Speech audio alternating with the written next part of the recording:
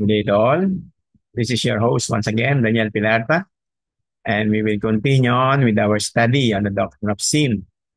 From our past lesson or from our last lesson, ay na-discuss natin yung dalawang klase ng kasalanan na nagagawa ng taong kagaya natin, makasalanan. Yung tinatawag na forgivable sins at saka yung unforgivable sins, otherwise known nga yung unpardonable sins. So we will continue with our discussion with these terminologies at these mga doctrines now regarding sin as part of the hamartiology. At kumuha ako ng isang resource sa internet at hindi muna natin gagamitin yung ating libro ni Petrus Van Maastricht.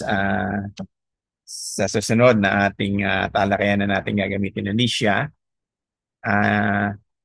Ang patungkol dito sa forgivable saka yung unforgivable sins ay kinuha ko doon sa isang internet, yung tinatawag na The Gospel Coalition, yung otherwise known as the PGC, yung kanilang website. O again, The Gospel Coalition website na ito. At ini-discuss natin according to this source, yung forgivable sin at saka yung unforgivable sin.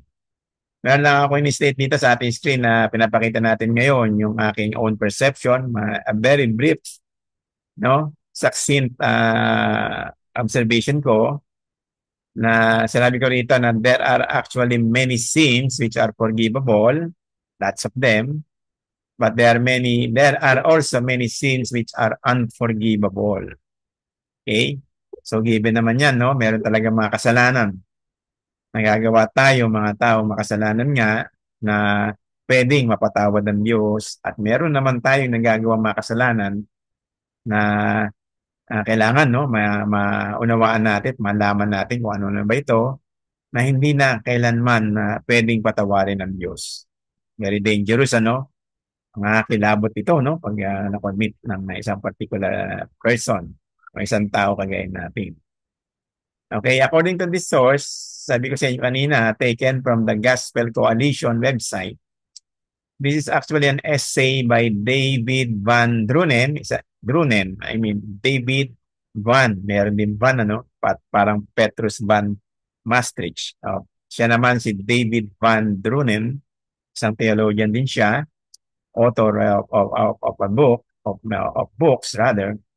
Sa kanyang essay rito, in regard to the forgiveness of sin, sabi niya sa kanyang definition, the Christian doctrine of forgiveness is that God has lifted the sentence of condemnation upon Christians for their sins through the death of Christ on their behalf and no longer counts them as guilty. So sa kanyang definition ng forgivable sins, according to the Christian doctrine of forgiveness, doctrine na rin, isa ring theology pala ang subject of forgiveness, particularly forgiveness of sins. Yung ating inaaral nga ngayon, sabi ulitin ko lang is that God has lifted the sentence of condemnation upon Christians for their sins through the death of Christ on their behalf and no longer counts them as guilty. Yun ba yung kanyang definition ng forgivable sins. So, sinamarize niya rito, kinuha ko lang kasi yung kanyang summary dito for our discussion. Yung forgivable sin daw, sabi rito, ng author ni David Van Drunen, is that the Christian doctrine of forgiveness is that God has lifted the sentence of condemnation upon Christians for their sins through the death of Christ on their behalf and no longer counts them as guilty. So, inulit lang niya sa kanyang introduction sa image summary. At tinuloy niya rito sa kanyang summary na forgiveness is necessary both because God is just and because all humans are guilty with sin. Rather than simply ignoring the guilt of sin, God judged, or rather God the judge became the one who was judged for the guilt of men. Okay? The guilt was punished justly, but the guilty received forgiveness instead of punishment.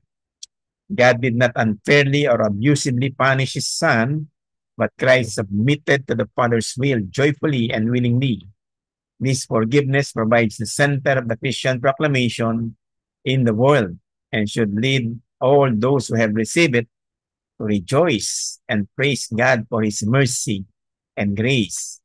So meron daw mga napapatawad ng mga kasalanan na gagawa, and particularly dun sa mga Kristiyano na nakakagawa ng mga kasalanan. At ito ay siyempre, for example, na i-confess sa Lord, may hingi ng tawad sa Panginoon, at ito ay naipapatawad ng Panginoon. There is one particular add ko lang, no? This is my addition to this discussion.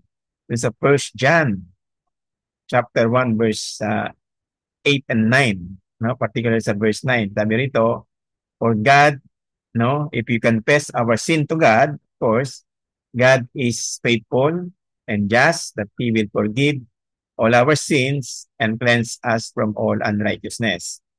Kung ang mga kasalanan na gagawa natin, no, ay mahingi ng tawad sa Panginoon, sa Panginoon Diyos, of course, siya ay tapat at banal na tayo ipapatawarin sa ating mga nagawang kasalanan at lilinisin niya tayo sa lahat ng ating mga karumihan.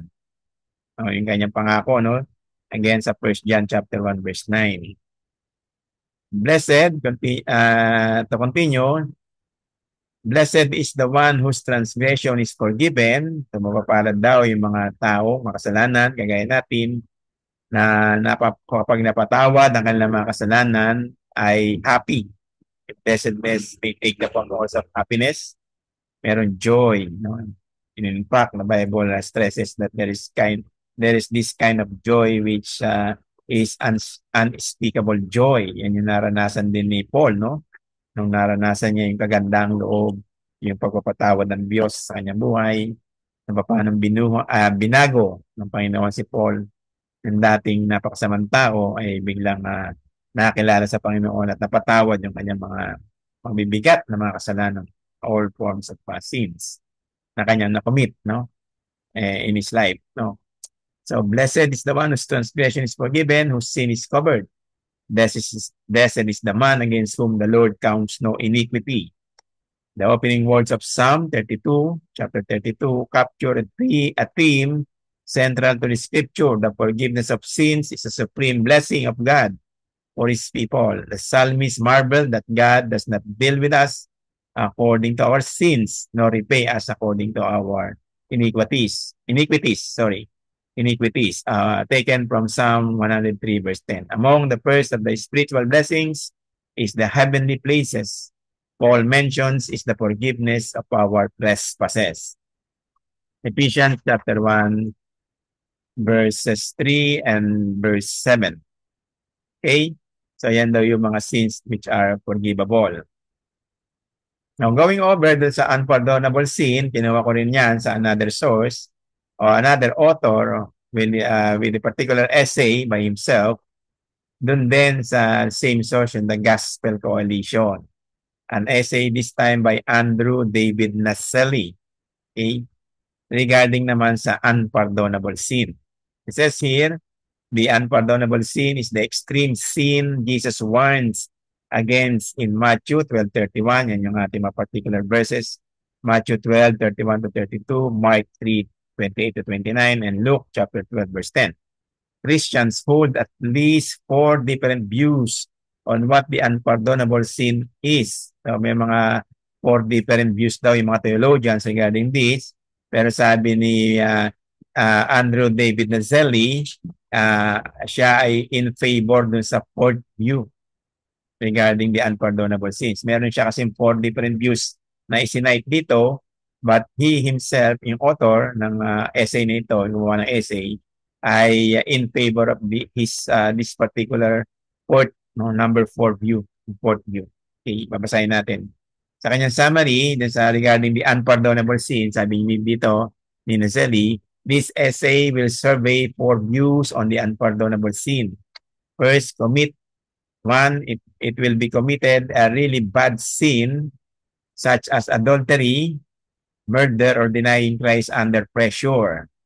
Isang unpardonable sin, mga unpardonable sins daw ay pwedeng makomit yung mga kasalanan kapag nagawa itong mga kasalanang mga heinous crime, like for example, adultery, yung mga mabibigat, no? Parang inaral natin noon, sabi ng mga Roman Catholic members, yung tinatawag na mortal sins, which most Protestants and non-Catholics o non-Roman Catholics would disagree.